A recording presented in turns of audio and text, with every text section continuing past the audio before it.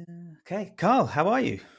Well, I'm doing well. Yeah, I had a good NAMM show. We just had the Yeah. National Association of Musical Merchants, which is a 4-day thing here in LA. And Yeah, I how did it go? performed a little bit down there and spoke on a panel. And then the next day, my band played the local baked potato. It's a Yeah. small place. I don't think it holds more than 150, but Okay. we sold it out. We sold out both shows, so that brings it Okay. up to around 300 or more because they have a Nice. back patio they sell tickets to too, which you can watch Yeah. us on TV. And I Cool. use that place to keep my band tuned up between tours and between, Yeah. bigger gigs and stuff like that, just to make sure that we all remember our lyrics and all our stuff. Yeah. Yeah. All right. I think I've seen you post it on Instagram a few times, and it just looks like a cool little vibey music place. Yeah, I mean, you would not believe the people that play there Yeah. regularly. I Yeah. mean, I it's think I just, think Josh Smith's down there frequently. yeah, Joe Bonamassa's there all the Yeah. time. Larry Carlton comes into town and does 3 or Damn. 4 nights. And Mike Landau is a real regular there. He Yeah. works there all the time. Yeah, he That's loves it. cool. How are those kind of small little music venues faring in the US at the moment? Well, they seem to be doing well. There's as I tour, I can see that some promoters get it and Yeah. some don't. There's some promoters who just say it's all up to you to bring in Hmm. all the people and your social media and everything. There's Yeah. other promoters who, like, there's a guy in Bakersfield who has something called the Guitar Masters Series. Yeah. And I do it every year, and he's got it's like a subscription based thing and sponsors and stuff. And Okay. it's always sell 600 seats every time we play there, which is incredible. Okay. Well, that's And good. I mean, so over. it just depends on the venue and the promoter, Yeah. and the night of the week sometimes. But these Yeah. guys always Yeah. do their shows on Wednesday. I'm going to go Okay. up there and see Matteo Mancuso on this Wednesday. He's playing, and I'm kind of hoping to sit in with him because Yeah. I got a big following there. I can fill up a 600 seater, so Yeah, cool. I'm hoping Yeah, I that'll mean, happen. over here, small venues are closing rapidly. Oh, that's too It's bad. it's a real shame. Like there's a venue just around the corner from me that had to rely on um, donations to keep the doors open, Yeah. and they had to raise, I think they had to raise 35,000 pounds in a month. Did they do it? Fortunately, they did it in 24 hours, Oh, great. Yeah. which was We had great. we had requests during the pandemic Yeah. from various venues that I play at to, help us stay alive, through this year and a half or whatever it was. Yeah. So, yeah, it's Yeah, a I mean, tough one, there's a bit of that going on. I mean, I think because here in the UK, it's like small music venues are obviously built in town centres, Mhm. and because there's just very few places to live, they start building developments near or around venues, Right. and then the residents complain about the noise, and then the venue gets closed. Right, exactly. Yeah. And I guess in the States, you've got a bit more space. We got a little more space, but Yeah. the thing, the goal for me is not the small venues. I like to have a couple small venues on tap to do like the tune-up gigs, and Yeah. we have an acoustic version of what we can do, but it's all different material. There's only about 4 or 5 songs that are uh, crossover, Okay. because I just like to, sing fun tunes and Bob Dylan Mm. tunes and play Yeah. instrumental arrangements with bass and drums. So we can do that in small venues. But my goal is always with the CVB, my own band, Mm. is to play like bigger theaters, with a bigger stage, and I can really open up and we can Yeah. really hear each other sing. I hired I have a keyboard player, and it was about a year and a half of taking him on tour when I really realized his wife is an amazing singer. I mean, he told Mm. me she was, and I knew they used to have bands together. But once I hired her too, it's really like lifted, it's floated all the boats. I'm singing better, Mm. the drummer's singing better. She's right in tune, and she remembers all the lyrics. She might be Great. using an iPad, whereas I can't. Yeah. But Yeah. Okay. so now, with a 5-piece band, I just want to play bigger places that the sound can really open up. And our Yeah. record release concert was a place called the Thousand Oaks Performing Arts Center, And Mm. so that was nice, a nice big room, so Good. that's right. I'm That's aiming for amazing. those. Yeah. Yes, I mean it's great to be in that position. It's just, I guess, if all the small venues close, then the up and coming youngsters, small bands, Yeah. they haven't got anywhere to play. And when And I was then really young, like literally before I had a driver's license, I could play in a place in my hometown. I grew up here in a place called Pasadena. And it was actually a little even suburb of Pasadena called La Cañada. And we had a place called the Youth House, run by the self-appointed mayor. And he would hire my band, which was a three-piece band, guitar, bass, and drums, to play Friday nights. And the pay divided among three people was $20. So it was funny. We make like $6.50 each, and somebody would get the extra 50 cents or something. okay. But I had to get my dad to drive me to the gig because I didn't have a license yet. And then eventually I started teaching at the youth house at age 15 or 16. But that was great. And then the local high schools all had dances. They'd have homecoming dance and they'd have Friday night dance. And there was about 5 or 6 places where we could play around. Yeah. And I joined a bigger band. We actually played opposite Van Halen on the same night a couple of times. Nice. There was a club called, it was like a club people joined called the Flintridge Riding Club. It was like horseback riding people. Yeah. I'm sure it's long gone. But they had an L-shaped building, and we set up on this stage, and Van Halen set up on that stage. And we'd alternate 45-minute sets. It was pretty fun. That is cool. Back in the day. That's cool. So I know, I wish kids could have that experience nowadays. Yeah, it's just, it seems to be, I think live music is always there. It's just, I don't know, maybe I think in the 70s and 80s it was, I don't know, what do you think? Do you think it was more accessible, less accessible? You mean the live music? Yeah, I think it probably to get out was. to gigs. Yeah. More accessible.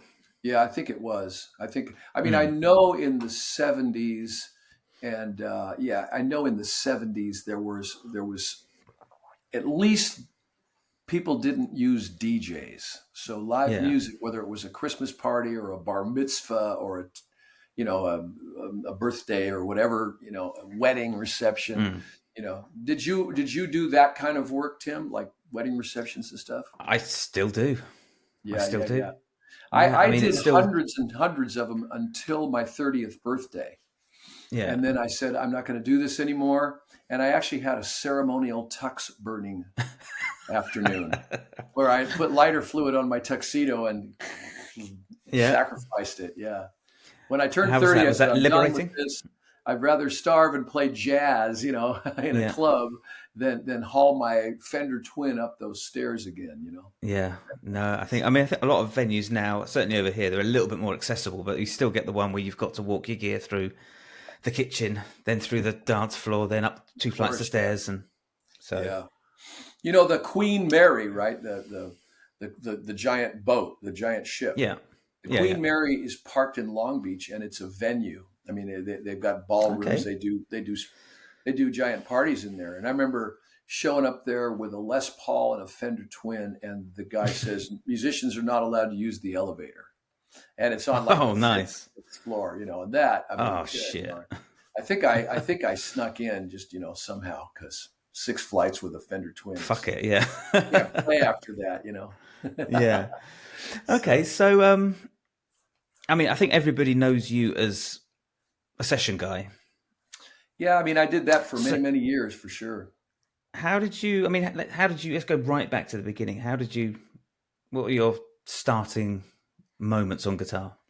Well, very early on, I begged for a guitar for a couple of years, and then it was on my 11th birthday. My grandmother gave me a $30 guitar, and my parents gave me a lesson that same day. And I pretty much never looked back. I said, that's what I'm going to be when I grow up. And I had some older cousins that were teenage girls, and they all had pictures of Beatles in their bedrooms, like on the ceilings and everywhere. The Beatles, not Beatles. Yeah, the Beatles. Yeah. So that would have been that 60s era, 65, 66. And so I just go, that's the job I want right up there. Yeah. So, I never really thought about doing anything else, which is it's very rare, isn't it? Yeah, yeah. childhood that you go, that's what I'm going to do when I grow up, and I'm doing it. That's amazing. And Pretty so, much like never had another job except I was a box boy in a market one summer because I bought a Les Paul and I paid yeah. for it. My dad said you have to pay for it on time, right?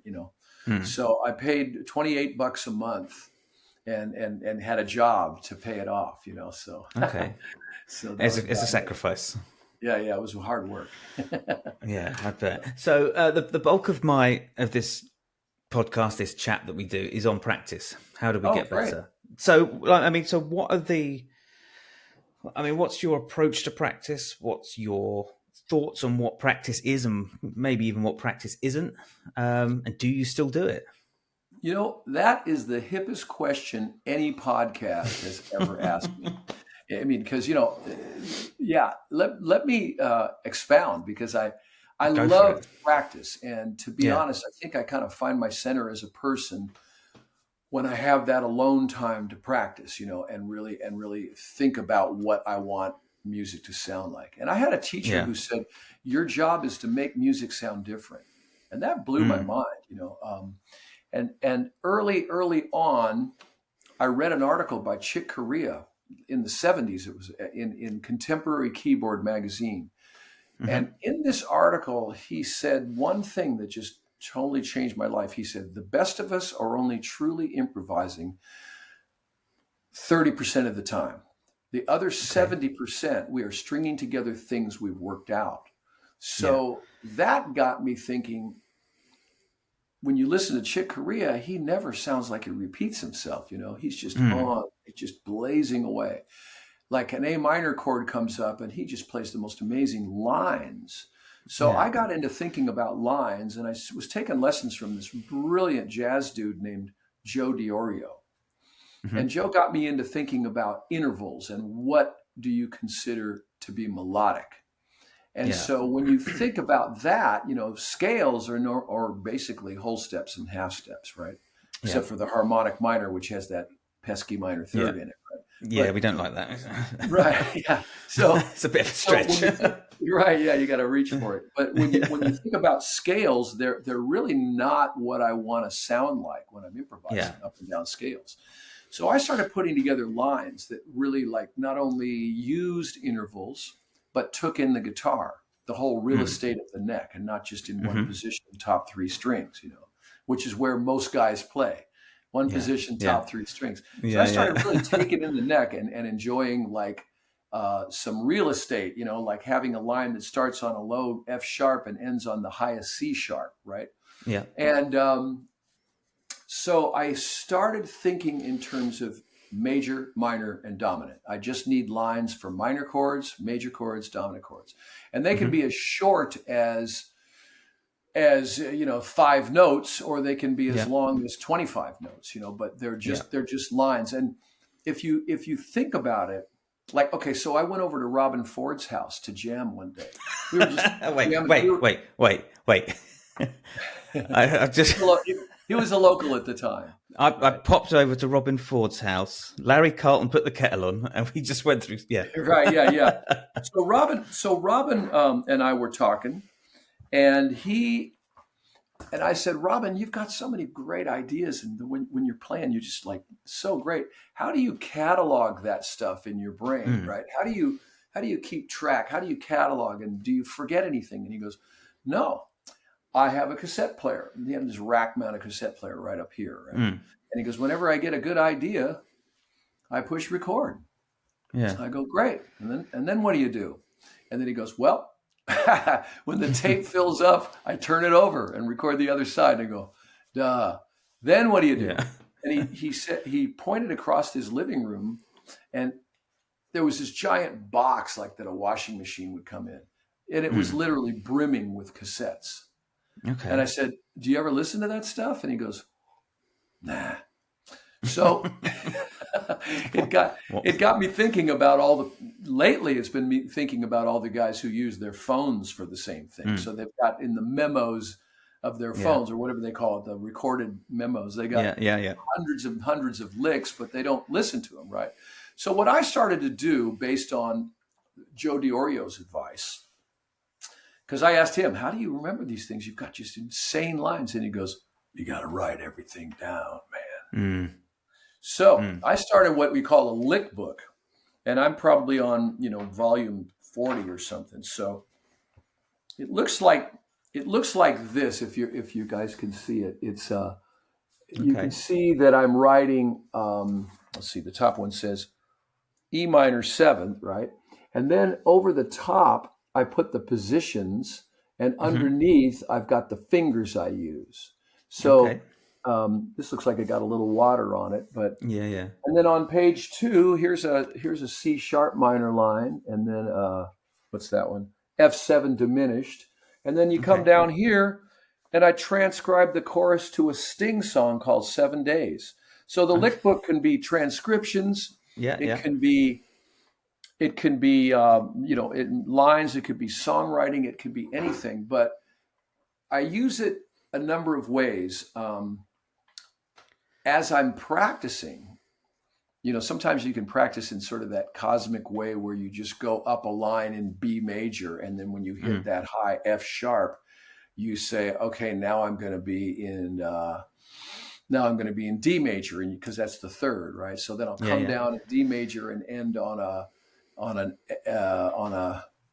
let's see, maybe an E, and say, all right, I'm going to go up a half step and go up in F minor, and then I'll come down, and so you're just going where your thoughts take you, and it's something that I read that Santana does. Okay. And although I'm not a giant Santana fan these days, I do relate to that thing he said, which was, as you're playing, you recognize a lot of your influences. You recognize, I got that from Clapton. Yeah, I got that from Joe Satriani. Yeah, I stole that from Hendrix. Yeah, I got that from Jeff Beck. You hear your influences going by, and then you come across something that is none of the above, right? And that's me. That's something I want to write down. So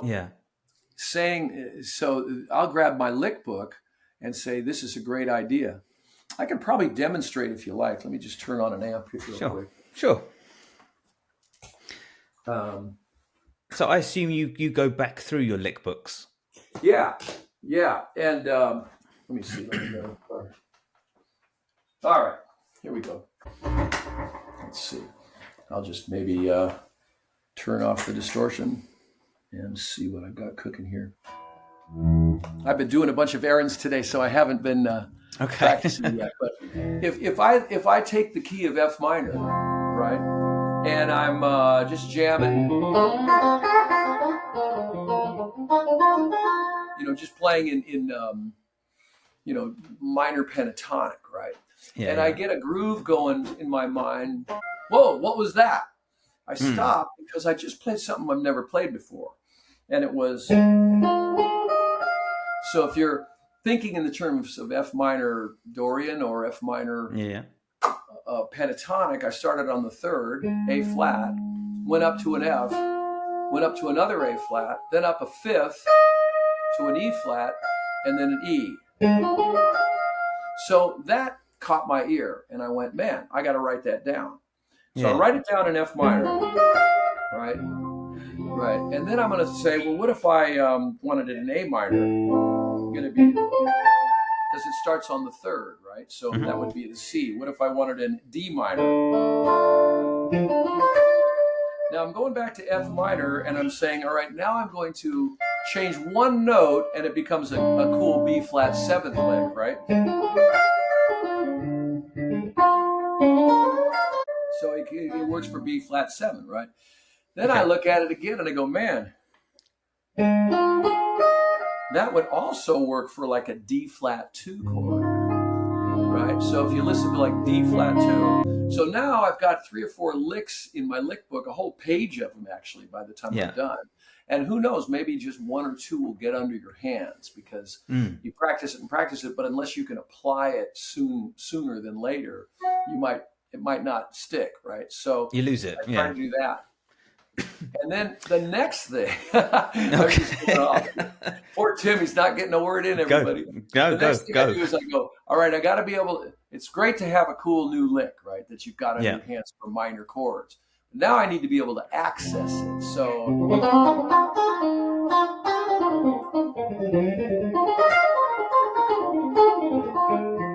So what I try to do is get into it from stuff I already play, right? Right. So, Okay. or get out of it,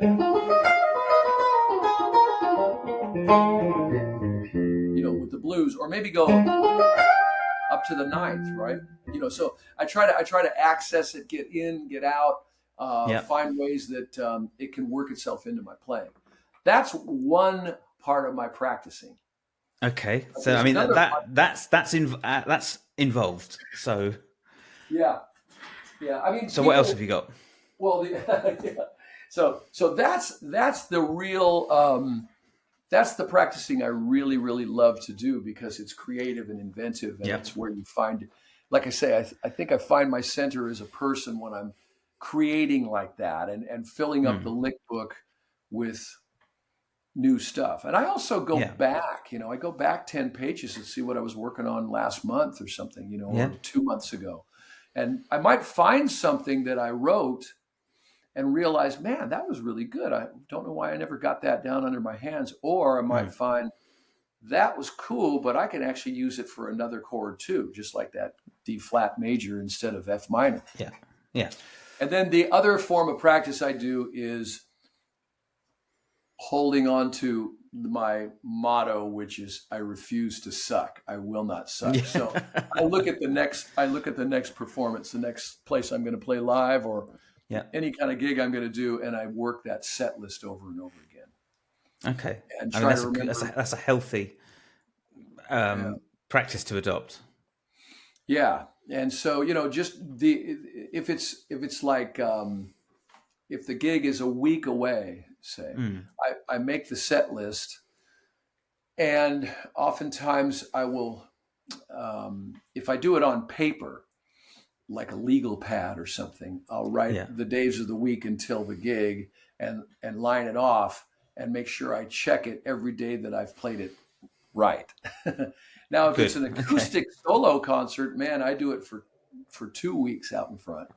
Just work it over and over again. And the beginning, if you haven't done it in a while, it takes like 3 hours to get through the set list because you keep screwing up.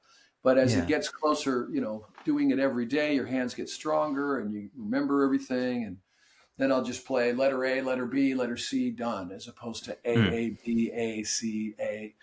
Just try to rip through it. But the practicing the set list is a real important thing for me. That's good. That's cool. Those are my two areas.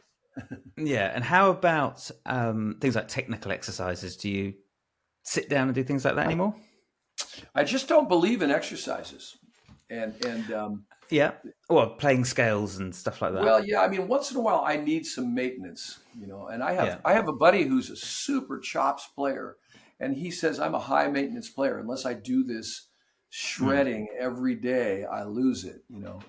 I seem to wake up warmed up 90% of the time, but every once in a while I'll run through the 5 scale patterns in all 12 keys just to make sure my picking is even on the bottom strings and sounds the same as the top strings. Every once in a while I need a little maintenance with the metronome.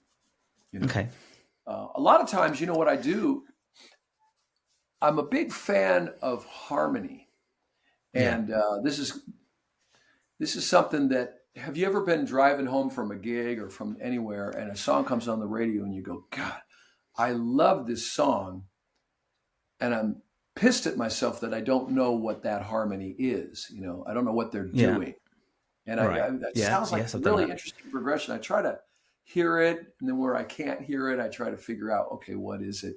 So it's funny. I was messing around yesterday, and it was the same thing. I was driving home from a gig, and I heard Black Hole Sun by Soundgarden. Oh, that is such an amazing progression. So I came home and I went, and then I guess he goes, anyway, just a really cool progression. Anyway, it's amazing. A lot of times my love of harmony takes me down these paths where I just go, why don't I know that? Or you might listen to like a song and go, God, I love this song. I need to find out why. What about it? What part of it? What's happening with it that just trips me out a little bit? Okay, that's cool. So what's I know you had your latest album release. Was that last month? 2 months ago? It was a How's that few been months. going? How's that Yeah, been going? it's been going well. Yeah, yeah, we've been promoting it, but then I have a 5 week European tour coming up in April and May. Come Okay. home and then do the West Coast. So I find that there's all this streaming going on, and you can find how you're doing with streaming. Yeah. I'm still so old school that I just want to know how much vinyl and how many CDs I'm selling, and that has really dropped off, except for when you play live. People want to take Yeah. home Okay. the souvenir of you, So, I think so I I still think make that's all. CDs and I still make vinyl, but Yeah. it's people are streaming you. That's about it, really. Yeah. So yeah, I took my daughter to a concert. I've just started over the last couple of years taking her to gigs, and it's really cool. I don't know if you did this with your kids. You take them to a gig. It's a band that they really like. She's really into them, and I don't watch the band. I just watch her. I'll just Right. see what's her reaction, and I'm just constantly just checking it, and she's just like in it, So in it, and yeah. it's amazing. And yeah, and she always wants to get like a thing, a What's t-shirt. her age? She's 12. Oh, perfect. Yeah. I mean, Yeah, that's so when I she's got arrested by music, 11, 12, that yeah. era when you're just like, that is the most important thing.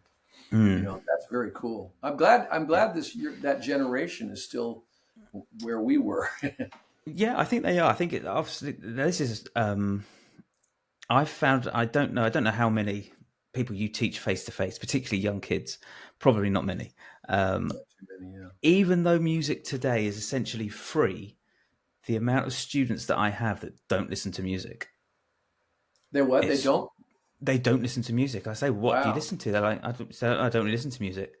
I watch TikTok or I flick through Wow. Instagram and YouTube Shorts." And I was like, "You don't Mhm. listen to music, but but you want music lessons?" Yeah. Why are you And why are they're you like, studying "Why?" music if it's not? I was like, Yeah. "Why?" Why don't you? Yeah, that's my next question: is why are you here? They're like, "Oh, my mum wants me to be." I was like, "All right, okay." Yeah. So Yeah. I've not That's only it. got to teach you how to play, I've got to teach you how to listen, and I've got to teach you how Right. to. Wow, So that's yeah, and that's I've really sad, isn't it? Yeah, but when we yeah, were kids, there was no cell phones or YouTube or anything, no, so there was records you had to put on and then listen to yeah, them from start to finish and slow them down to learn the licks and stuff. yeah. That's my era. I'm sure you probably came I along a was little bit later with CDs and stuff, but Yes, and it was a lot harder to slow them down. You had to get a yeah, specific tool to slow them down. I You know. used to be able to do the A/B repeats on some CD players. So if there was a lick, you just put the A/B repeat on, and it will just keep repeating the lick, but Oh, it wouldn't cool. slow it down. So, but yeah, Yeah, that was cool. But yeah, she always wants a t-shirt, a thing to take home, hat. But yeah, it's nice seeing that she's like she gets music. She listens to it the same way that I do. She doesn't just listen to it. It's not background noise. She just absorbs it, man, that's very and cool. I like that she does that. She Yeah. fights me on music lessons, but Uh-huh. Does she have an so instrument she might be interested in, or? she has piano. We've got a little piano back here. She has lessons, but she's a little bit reluctant. Yeah. She's a bit like, "Ugh, why do you make me Right. do this?" It's like, just do it. But yeah, Just do it. Just sit down and do it. Yeah. same with the little one. She loves music. I mean, music is always on in the car. It's always on in the house. Hmm. And when I speak to other musicians and I say, "How do you get started?" One of the first things they say is, "Music was always on in the house."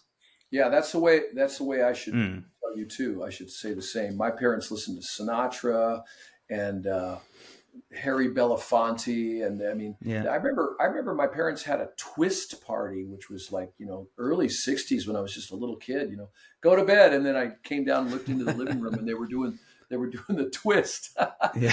which is like the dance craze, Chubby Yeah. Yeah. Checker and all this stuff. So yeah, my parents were really into it. My dad could sing and could play a Mm, little piano, and my grandmother was a real pianist. She was a concert mm. pianist as a kid, and Wow. I have her piano, and I Oh, just nice. I just restrung it, had it restrung. It's a grand piano and it was funny. I Okay. called you know, I, all my years in the studio, I got to know the main guy in Hollywood, the studio piano tuner. Yeah. His name was Keith Albright. He passed away, but before he died, I said, "Hey, Keith, will you come out and tune my piano?" And he goes, "I don't go out of town." I go, I just live in Topanga. It's only 25 minutes from Hollywood. He goes, yeah, I don't go out of town. So he recommended this Russian guy. So the Russian guy came in, and I said, I answered the door and I said, can I get you a cappuccino or an espresso? He goes, espresso. Okay. I walked around the corner in the kitchen, and he went over and ding, hit a G and goes, I can't help you. I can't help you. And I go, what's wrong? He goes, you need a complete restring. It's going to cost $15,000. And I go, but I'm a guitar player. I'd rather spend $15,000 on a flying V. Yeah. So anyway, he left, got another estimate, $12,500. And then recently I was in a studio, and they said, oh, you should call this guy at Pacific Piano. And he said, I called him, and he goes, what do you have? I said, I have a Mason and Hamlin. He goes, go look inside. If it says Boston, I'll be right over. And it did. He goes, because the Rochester ones aren't as good. He came over. He did the whole thing for like under $7,000, and it's beautiful, and it sounds amazing. So I've been playing a bunch of piano, but all I can play is like, I Am the Walrus and stuff like that. Yeah, it's more than funny. I know every chord. I can play every chord. It's the weird thing. Like when I can sit down at the piano, I can sit and work chords out. It's like, but you're just stacking thirds. You're like, okay, so if we could just move that around there's an inversion of an E minor. Oh, C and E minor, just no, and it's just that music, that universal music theory, just starts to kick in. Exactly. Yeah, grateful I learned it. Yeah, no, it's very true. Yeah. So you said about 5 minutes ago you don't believe in exercises, and I've heard you say this before. So what's your view on like musical technical exercises? Well, I believe that I don't really want to waste my time with anything that I can't use on stage or in the studio. I can't, because it would sound like an exercise. So I would much rather write licks in my lick book, learn them, get them up to speed, and practice that.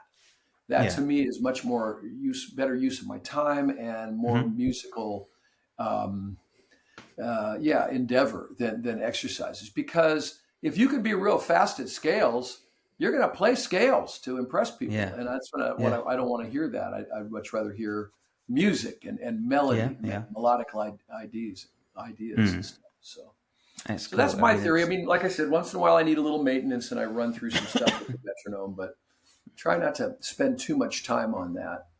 Yeah.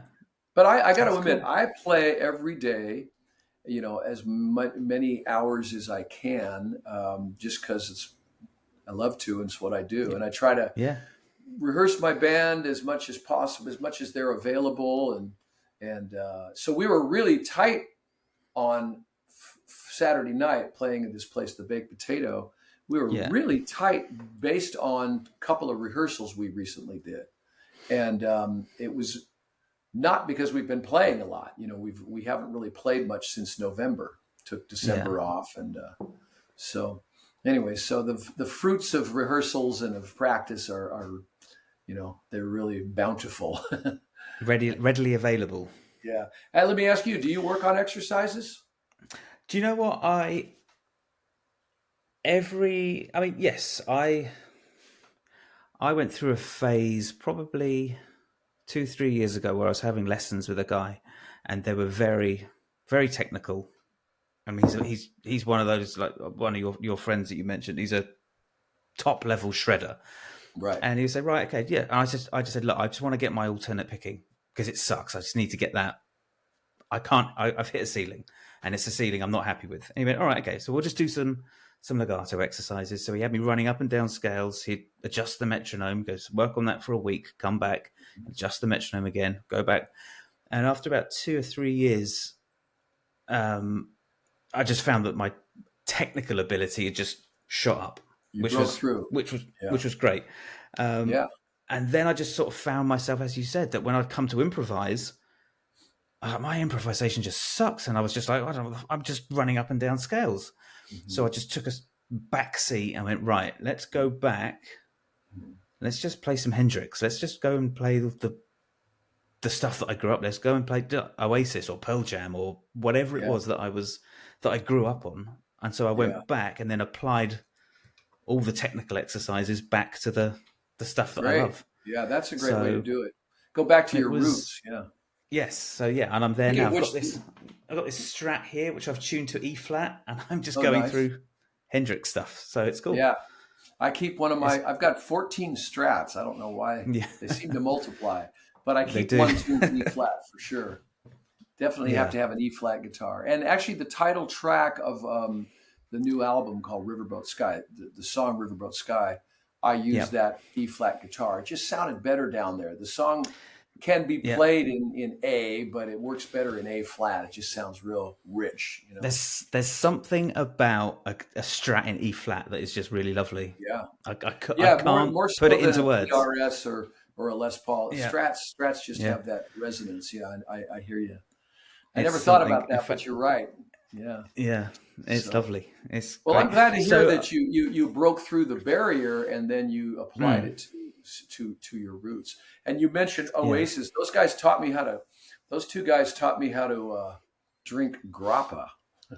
Okay, I go was on. on a festival with Oasis in Bologna. I think it was Bologna, Italy. Yeah. And I was in the bar and I ordered a grappa and I just went, God, this is awful. And they came over, hey mate, you're drinking the wrong stuff. Don't drink the brown stuff. Drink the clear stuff. And so I sat down at a table with them and I think we got pretty drunk together. Okay, that's a But lovely I dig story. those guys. They were really cool. Very, very You, friendly. do you know that was when Morning Glory dropped? That was, I think, the end of '95, and I was just sitting my exams at high school, Oh, and wow. I'd gone through this phase from the age of about 13 up to 15, where all I was listening to was like hardcore dance music. Hmm. And I did it just because everybody was listening to it. And then when I heard Wonderwall, I think it was Wonderwall or Don't Look Back in Anger. Yeah. I heard, and it just, my world just went 180. I Yeah. went, that's it, I'm done. Everything went in the bin, and I was down the record store I bought Right. Oh, everything that they interesting. released. Yeah. Everything Yeah. they released, every album, every single, every B-side, I just knew them all. And it just, Wow. that was my obsession. Right. Yeah. So, I've had a few artists where I knew everything they did, you know. yeah, So that's that was cool. kind of a devotion, you know. I Mm, remember teaching this guy who came out from Boston to take a lesson out here in LA. And oh, his wife and him came out and he took a lesson in person. And he goes, he had a real thick accent. He goes, before we get mm, started, I'd like to play you my demo. So we pop his CD in and it yeah, was one of the most horrible sounds. I mean, his guitar sound was yuck, you know, just yeah, nasty. So I sat through this, you know, whole tune. And I go, well, the first thing I'd like to talk to you about is your tone, your sound. mm, You're really not coming across because it's just not. You've got way too mushy at the bottom end, and you've way too much distortion. And I go, yeah. what kind of gear are you using? And the guy goes, look, what Carlos does, I do. And I go, what?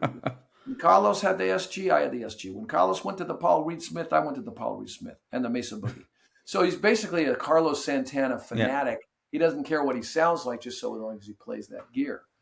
So I said, well, you know, Jesus. what Carlos does works for him, maybe, but not, Yeah. it's not working for you. You really need to think about this, you know. And he was sort of unreceptive. So then he said, are you playing anywhere where I'm in town? And I go, yeah, I'm playing tomorrow night at a Mm.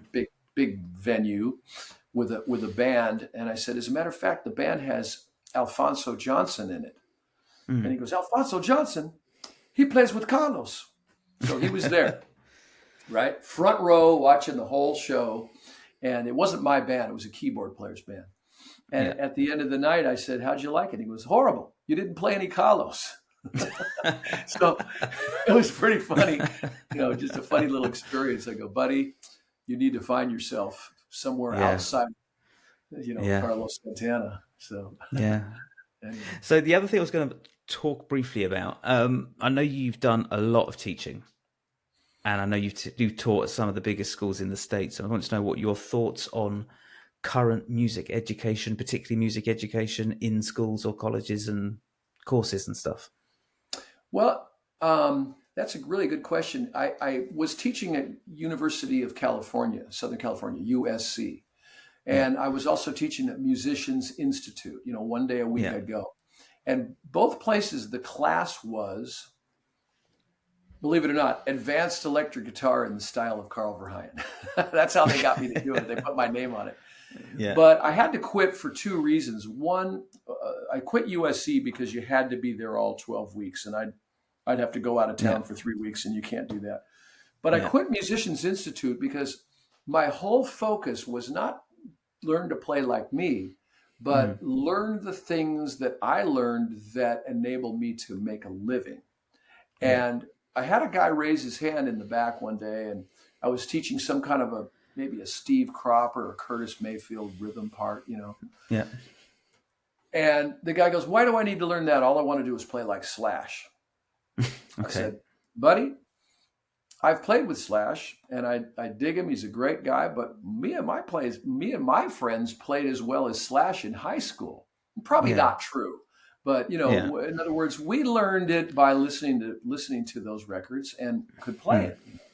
Slash wasn't around when I was in high school, but you know what I'm talking about. We learned how to play like Jimmy Page and Hendrix and Clapton and all these guys that were, our heroes. Dwayne Allman, Dickie Betts, Mike Bloomfield, the guys that are our heroes. We learned to play by listening to the records and figuring it out. Yeah. Anyway, I think that where education in schools might be lacking is they're not really giving you the tools to make a living as much as they should. That's the only thing I would say.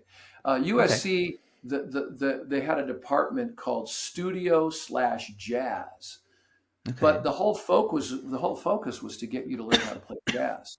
And I do agree that jazz harmony is going to get you really, really far in this world. Knowing jazz harmony. Being a jazz guitar player might be a little tough to make a living. If that's all you can do. Yeah. Okay. I also think that music industry is, as far as a player, I think of it like a pie.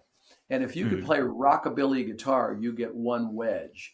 If you can also play country guitar and bluegrass guitar and heavy metal guitar and blues guitar all the way around, and you can play convincingly in any of these styles, in other words, there may be one or two that are real for me, but I can do all the rest. And therefore, if I get hired as a studio musician or any kind of player, they know that if the music sort of changes in the course of the session, they don't have to send me home. Okay. And I showed up one session. No, go on. Well, I was going to say, I showed up at this one session where the guy says, it's country music. You don't need your cartage. You don't need all your stuff, your pedal boards, your amps, your racks, your trunks of guitars. You just need a Telly and a Fender Princeton. Okay. I go, okay. And then later on, he goes, well, maybe you should bring your cartage because there's going to be another guy there that's going to have a Telly and a Princeton. So I showed up, and the other guy had a Telly and a Princeton and a cowboy hat and a shirt with those deals on it, and the belt, whole cowboy rig. And so we started on this tune, and it's going along. And the producer came out and said, yeah, I think it could rock a little more. So I put my Telly away and got a Strat, put some hair on it, a little distortion. And it went that way. And then eventually, the chorus had needed a Les Paul. And we finished cutting this tune, and it took about 3 hours while they explored all these avenues. And then they go, let's do an acoustic version, So I had a 12-string and a dobro and we were trying different things. And then they go, we'd love it if you could come back tomorrow for the next tune. So I came back the next day. The cowboy hat guy was gone. In other words, he knew one wedge of the pie. He knew one thing he could do. So I think that's really important. And I don't think they really teach that much in schools these days. I mean, I think it'd be difficult. Yeah, I mean, it's to do all of it. So what I was going to ask is, how are your heavy metal chops? I think they were better when I was doing it more like in the 80s and 90s, when I was more into it. But I do have a couple of Floyd Rose Strats that you can shred on with humbuckers in the back. And, excellent. So, my tapping is kind of off these days. I used to be a better. Do you know I've never latched onto tapping. I've tried. I've just it just doesn't speak to me. There's guys who do it so well. I've done a handful of concerts, maybe 4 or 5 concerts with Guthrie, Govan, Yeah, And he was a teacher of that guy mine when I was at taps. college. He was what? He was my teacher when I was at college. Oh wow, yeah. I mean, his Yeah, tapping chops are insane, and he kind of got me inspired to get back into it, but I don't know. For me, I would need to put the pick in the next finger and tap, yeah, and yeah, but a lot of these guys just come up and they're playing a line and then they hit a tap note, and it's amazing, yeah. really. Constant tapping requires a level of distortion that is so saturated that Mm. I don't really care for the tone. Yeah. In other words, when you try to tap when you're clean, what was that guy Stanley Jordan? To me that sounds really sterile. He's an amazing musician, but I just don't listen to it because it doesn't have a lot of soul for me. But Yeah. anyway. So don't worry about it. I don't think you're missing much. Yeah, I know every now and again I'll pick it up and I'll just sit and tap for a bit and just get my finger back into Right. back up to speed. The other thing I've always wanted to talk about is just your life as a studio session player. How did you get into it, and how has it changed over the years? And well, it all started in the very early '80s. I was back in the '70s. I was living south of here in a place called Orange County, and they had just 2 or 3 studios, but that they did a lot of Disney work. And I was doing a lot of that work, but then I realized I am the big fish in the smallest of all ponds, So I moved, 45 miles north into literally North Hollywood, the thickest of it all, right in the thick of it. And I just started hustling, and a few of my buddies were doing sessions, so I latched onto them. And the first real union dates I started doing were TV. I was doing a TV show called Happy Days, and then one called Laverne and Shirley, and then what starts to happen is that's just because I met an orchestrator and befriended him, and he started to as he orchestrated, he goes, "Hey, you should call Verheyen." So I started getting on sessions, and then those composers talked to other composers, and they asked, "Who are you using on guitar?" I got this new kid named Verheyen. So I started getting calls that way. And then it was really getting strong. And I mean, I remember one day getting a phone call from a guy saying, "Can you play charango?" And I go, so what? It's an instrument, right? And Right. I go, how many strings does it have? And he goes, 8. And I go, yes. I'll be right over. Oh, I said, "Oh, do you have one?" And he goes, "Yeah." So I came over there and I tuned it to a guitar and capoed it, and I played on this track. And then it was a movie called Stand and Deliver, I'll never forget, which was kind of had a Latin kind of a theme, Mexican in a way. And I actually said, here's that word again, Santana. I said, you know what this particular track could maybe use is kind of some of that Santana lead playing, with distortion. And he goes, do you have one? And I literally had an SG in the car, and I hadn't even brought it in. So I brought in the SG and a Fender amp or something and little pedal board, and I played on the whole movie in the next 2 or 3 days. And then he said, "I'm starting a TV series next week. I'd like you to play on it." And it turned out to be this TV show called Cheers.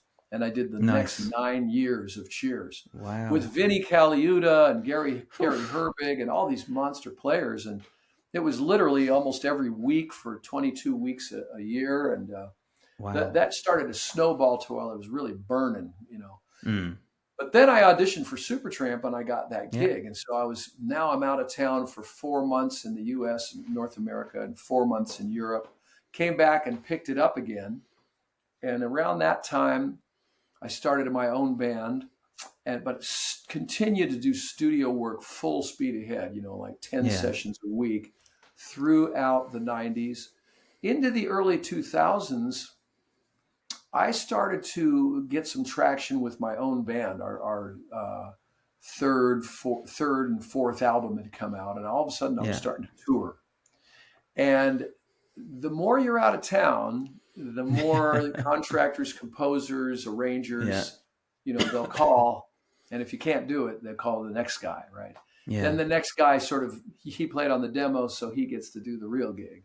So Right. there was a transition period from Carl Verheyen, uh, studio guy, to Hmm. Carl Verheyen solo artist.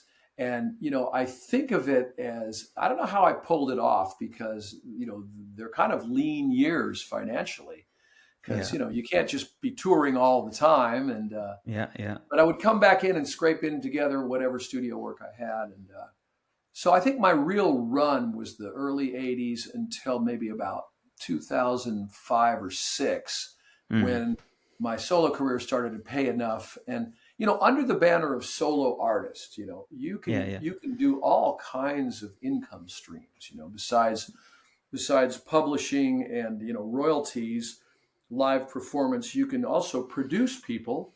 You can do master classes and educational things and tours. Yeah. I went to Italy 4 times a year, 3 years in a row. Literally Nice. flew to Italy 12 times in 3 years. One of them was for Supertramp, and then there would be like a guitar camp, or Yeah. there would be like a Carl Verheyen Band tour, or a solo acoustic tour, or a Yeah. clinic tour. Happened again the next year and the next year. So, stuff filled in, and I pulled it off, and now seems to be working. It's good. So, It's great. I mean, it's such a long, illustrious career. I mean, how does it? Do you see yourself as a guitar legend? nah, I'm Do really. you know the rest of us do? Oh, I really see myself as a like literally a student of the guitar, and trying to find out new things all the time. Yeah. A legend. Wow, that scares me.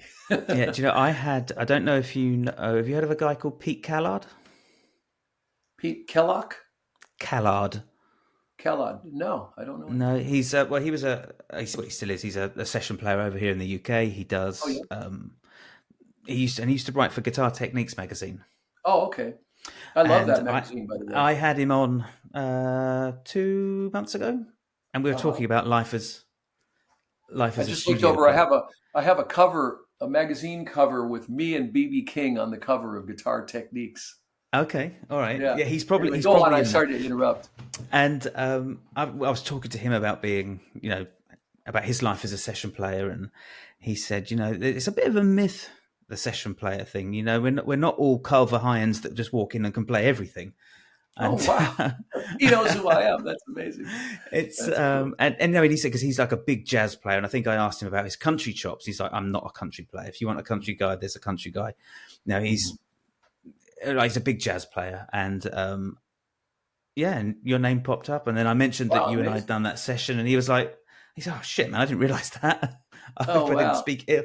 I was like, no. He's but yeah, it's that. I mean, I just think you're like notorious for just being able to go in and do, like you said, you've got all of the wedges of the pie, and you can get the call back the first day, the second day, the third day. And I think to be able to do that here's a concept you can think about. You can say, all right, all these different styles are somewhere on that guitar neck, right? They live on that guitar neck, and it's only 12 little notes. So if you think about that, then you think, okay, there's what makes each style different, and I call it the ornamentation of the style. In other words, the blues licks are in the key of G, are going to be slightly different than the bluegrass licks, right? But the ornamentation of the blues licks is that you're going to play out of the minor pentatonic and the major pentatonic, occasionally the Mixolydian mode, and you're going to bend, and you're going to play the flat 5, and you're going to play the, the flat 7 all the time. In other words, you're going to play the blues. When you think about bluegrass, you're going to put the third next to the minor third, and maybe the fifth next to the flat 5. You're going to, like for bluegrass, and this guitar is tuned down a little bit, but a typical, those, I put it in the,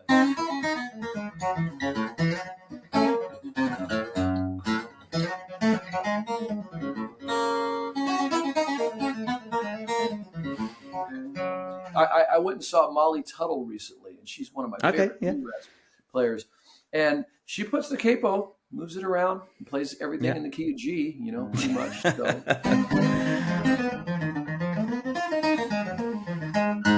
Anyway, I tuned this guitar down to play Black Hole Sun by Soundgarden.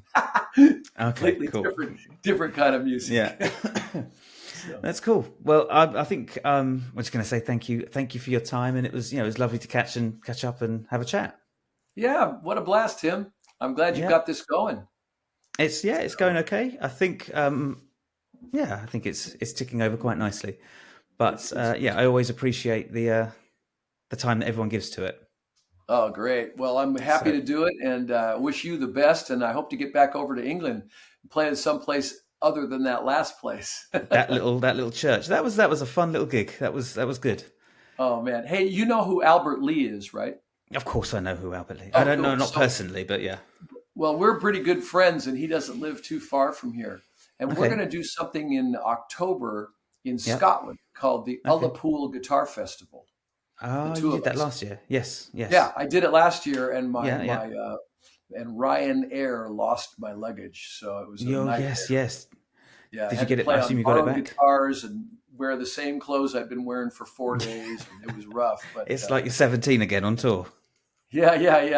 You want to take after 4 days or 5 days in the same pair of jeans. You just want to take them off, put them in the corner, and shoot them. But I told Albert, whatever we do, we're not flying Ryanair. There's no way. I'm carrying on everything. And anyway. Okay. So is that your only UK? Is that your only UK date this year? So far, yeah. I've got a lot of. Let's see, Scandinavia and Germany, Austria, Switzerland, Italy, Luxembourg, and Belgium, and maybe one or two in France. I'm doing all that with the band, but well, I'll check them out, and if not, then I could take a train over to France. Oh man, I can do that. Fun. Yeah, that'd be cool. That'd be cool. Well, thanks so much for having me. No, thank you for doing it. All right, cool. Thank you. Take care. Okay.